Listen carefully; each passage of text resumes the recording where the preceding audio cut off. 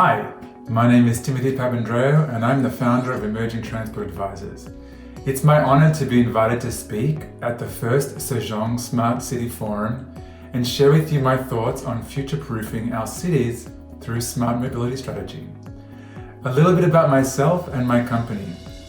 I've worked in mobility for more than 15 years, covering both public and private and all forms of moving people and goods.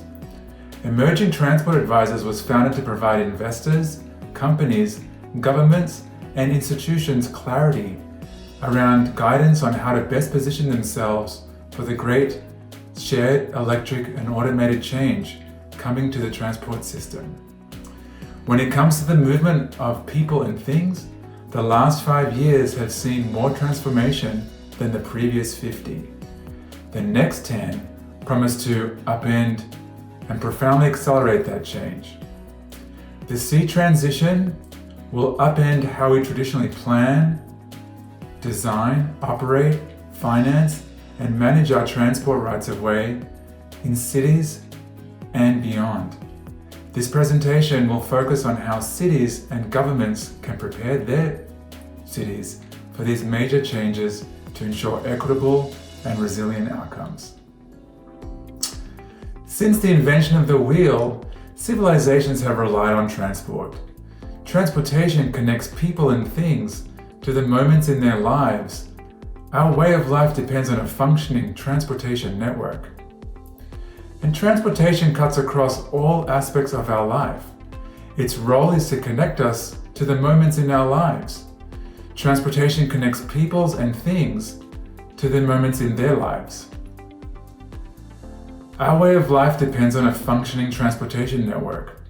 Transportation networks move people, things, and they do things. Transportation networks provide key functions for our society, whether it's moving people by road, rail, air, or sea, by moving things by road, sea, rail, or air, or by doing things. The wheels that move agriculture, mining, construction, and municipal services. Transportation is based on specific business models that are enabled by deliberate policy and funding mechanisms. There are 3 main ways we provide transportation in our cities. You own, you ride, or you rent. They're not all working very well due to upstream and downstream subsidies, causing major distortions in unit economics and viability.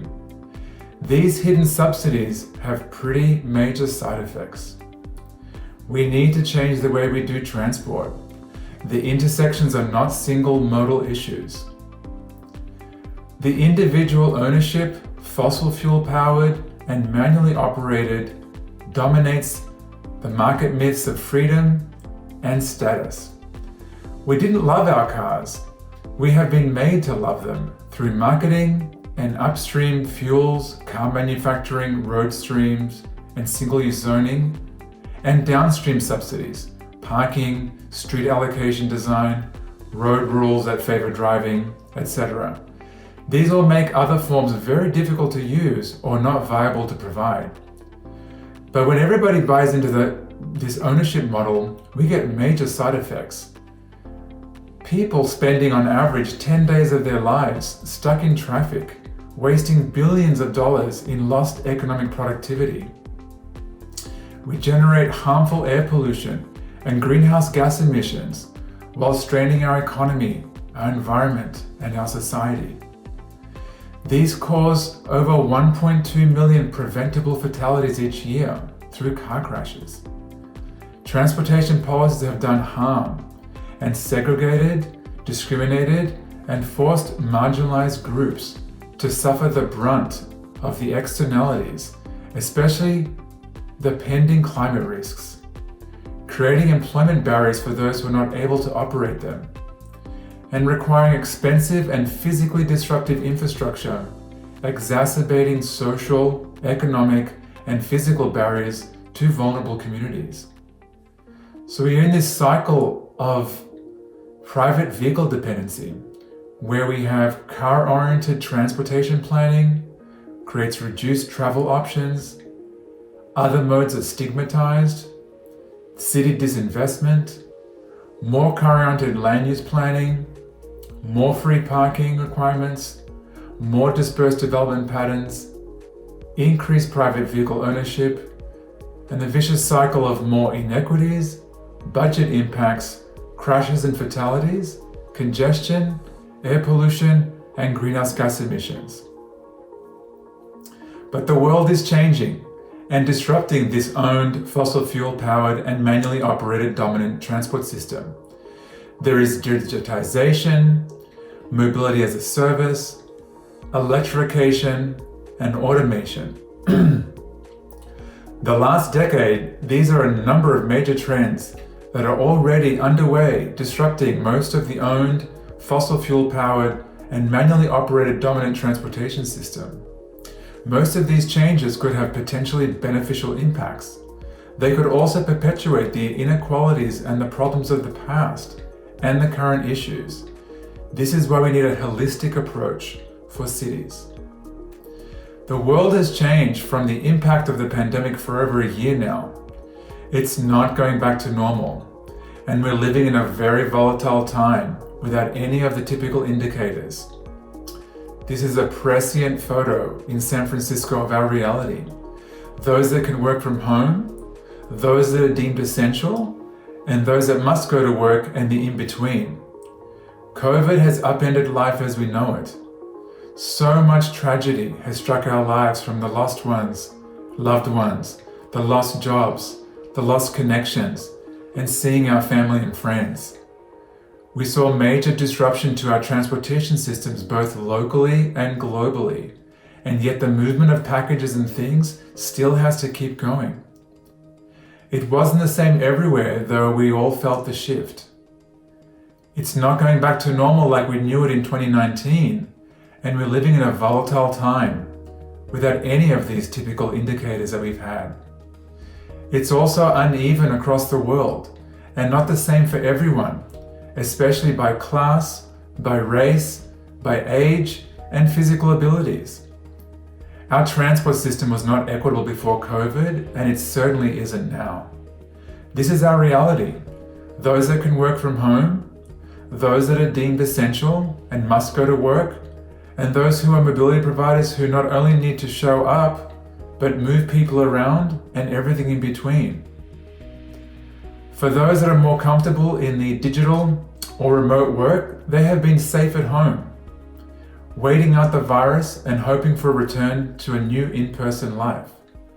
But the other workers who must go to work every day to deliver our goods, to make things to operate, to manage the real world, have been exposed to many of the issues that the digital workers just haven't. And this was San Francisco 6 months later. The pandemic is a warning signal for the need for more resilient cities with the glowing and growing climate crisis. Transportation modes and their propulsion have very specific impacts to our environment. This goes beyond, let's just electrify it. We call out driving trucks, SUVs, and cars as the main source of transport GHGs. Electrifying public transit is nice for air quality and noise, but doesn't move the needle on climate like electrifying larger freight and passenger car numbers. Growing GHGs from transportation is primarily caused by private SUVs and trucks. Innovation is not investing something new. It's making something better by removing friction, getting together to solve problems.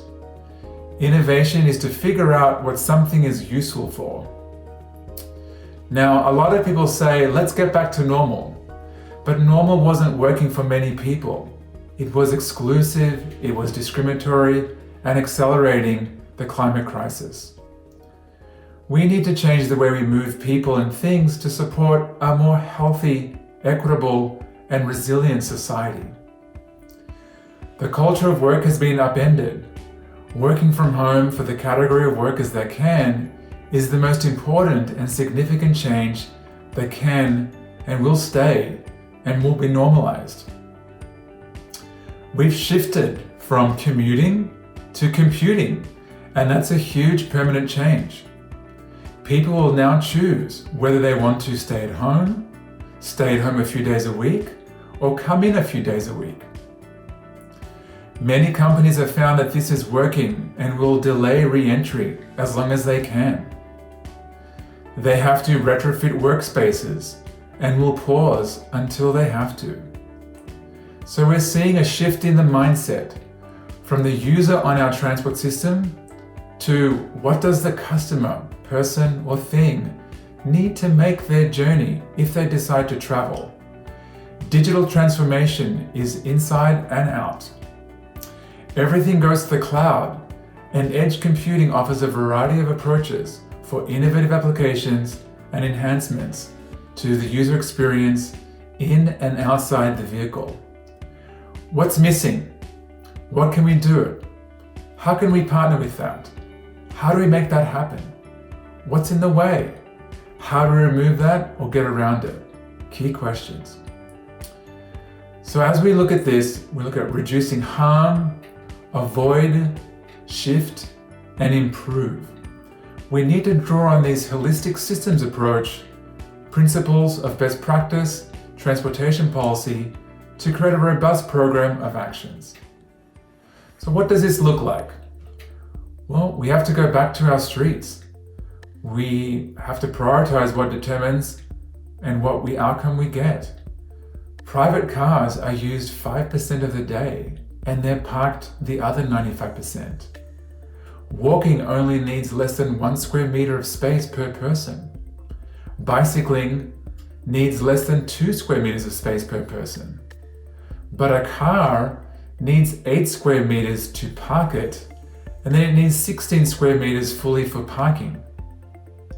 And it needs 64 square meters moving one person, because that is the average occupancy, even though there is room for 5.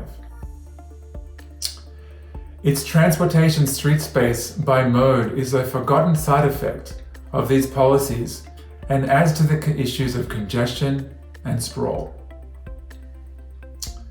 It's a geometry issue. We simply can't fit all the privately owned cars with one person in our cities. Something has to give. Even if they are all electric, the extra roadway and concrete for parking are embedded GHGs, creating a path to automobile dependency and adding to our climate crisis. So here are some key phases of restorative transformation. What we do know is that we are going through a series of phases right now. We had the event trigger that caused us to shut down. We still created distributed but connected workplaces, and there was a very high dependence on the company's VPN IT stability. Some were vulnerable. We entered this peak phase where we triaged all operations, focused on customer support and community service. We retrained and we redeployed and we retooled certain products for immediate needs. We've shifted into the pivot phase, where we are reformatting our models to match the shut-in economy, testing, updating, and validating different model ideas. Some of us are moving into the recovery phase. We're reintegrating into the real world, data-driven expansion, while keeping most systems virtual for now. I look forward to the transforming phase, where we have things like the Green New Deal, supply chain resiliency, new models centered on digital transformation. Everything has public holiday load and demand. No peaks. This is not a V-shaped curve. It will be bumpy and have lots of twists and turns. Companies and agencies that understand this will be able to navigate the path forward. Sejong is starting and lucky fresh. A smart city strategy is less about the technology and more about the people and how they will move in the most efficient, safest, affordable, and greenest ways. This means that transport policy for Sejong needs to be fully integrated with land use. Land uses, density, parking infrastructure, these determine how far and what mode most people will choose. The bigger the roads and the more parking provided, the greater chance people will choose to drive, and this will hurt the city's air, noise, and community needs. The opposite will happen if there are clear and accessible walking, bicycling, and transit priority street networks. People will choose what makes it safe, convenient, and affordable. This smart mobility system has been very effective at changing behavior, increasing health and wellness, financial affordability for the residents, and revenue for the city budget, while reducing pollution and other negative effects of transportation.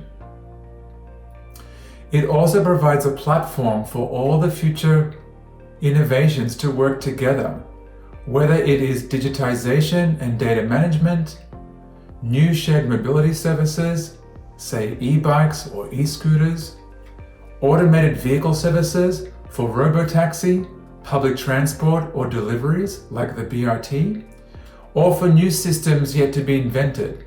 As long as these are the priority networks in the street and those systems and technologies can support these community outcomes, then Sejong will be continued to be smart city.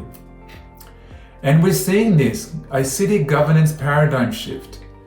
Cities are re-examining transport policies and priorities to undo the mistakes of the past by focusing on connecting people, not moving vehicles. Too much attention on the potential rather than what we know works. We need the both for a more sustainable and resilient future. There is a lot of news and press on the shiny new things, and that is great.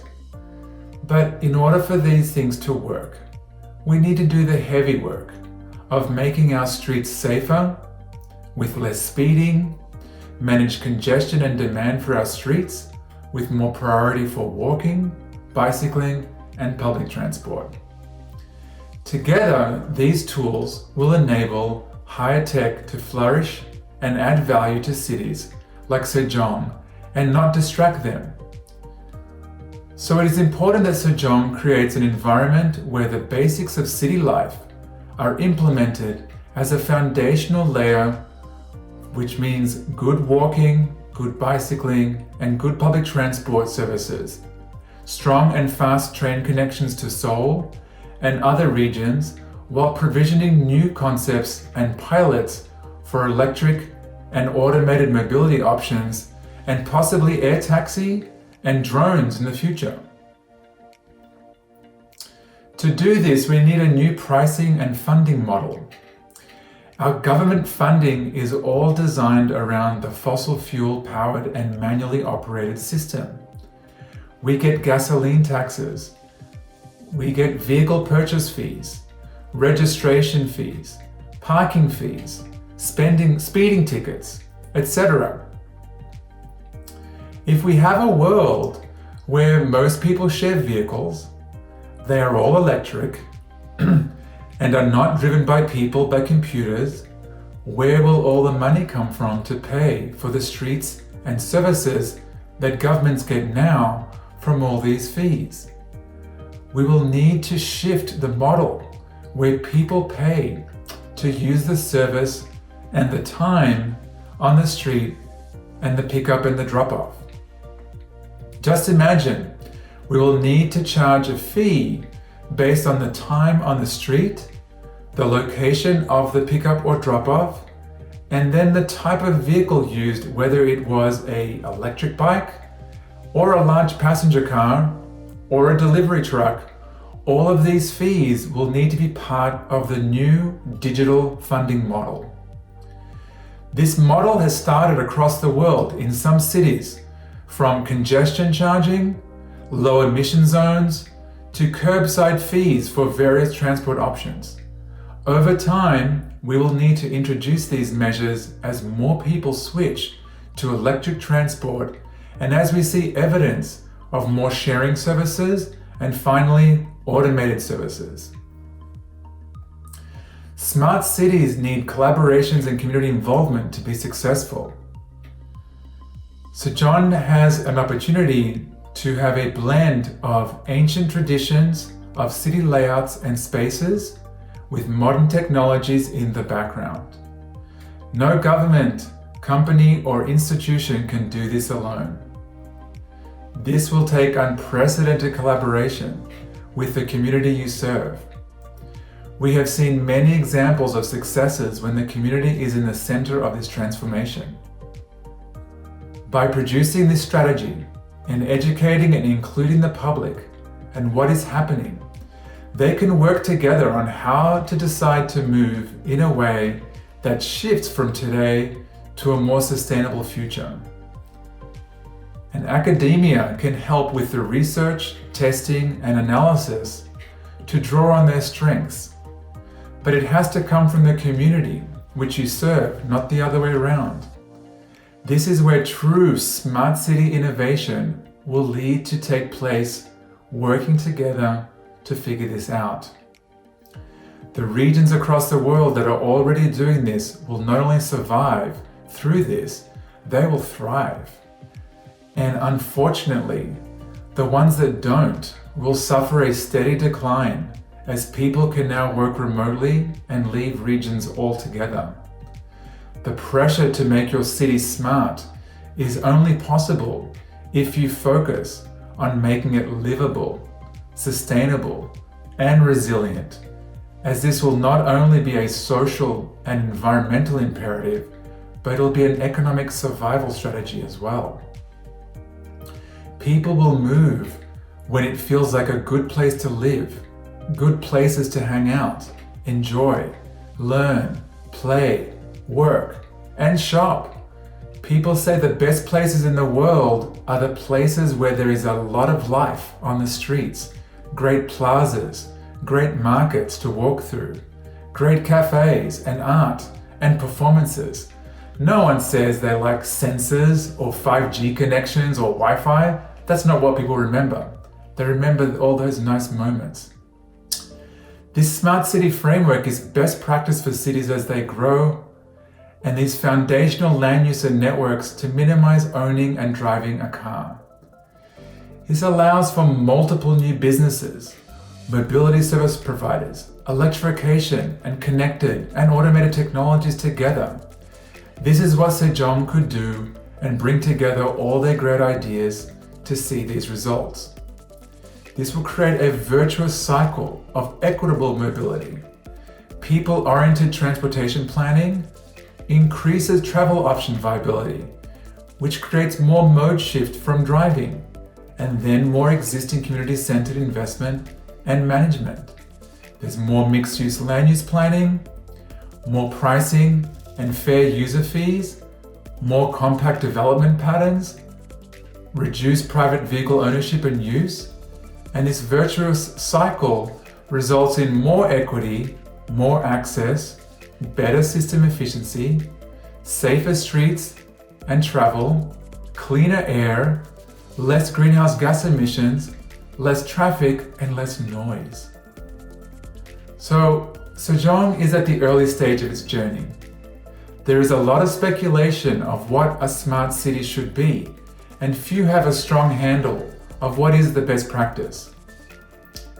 What we know is that it is less about Wi-Fi connectivity, data, robots, and machines, which are very important, but they don't make cities. People make cities. The more the city is connected and centered on the people, their connections to nature, to food, and everyday life, their high-quality community spaces where the ancient traditions and modernity are harmoniously blended, where we have high quality of walking, bicycling, and public transport with electric and autonomous robotic technologies managed together with public data management, then we can say we have a smart mobility system that will be able to manage the challenges of today and the future inventions.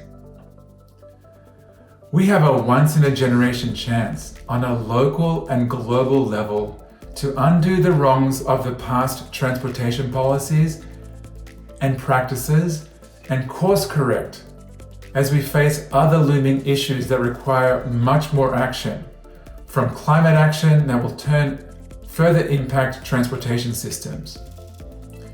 There are many unknowns and some upfront strategy work from making the wrong decision that result in lost time and money. So we have our opportunity, and this is an important time to invest. Here are my contact details, and please feel free to contact me. Thank you again for having me speak at the First Sejong Smart City Forum. Goodbye.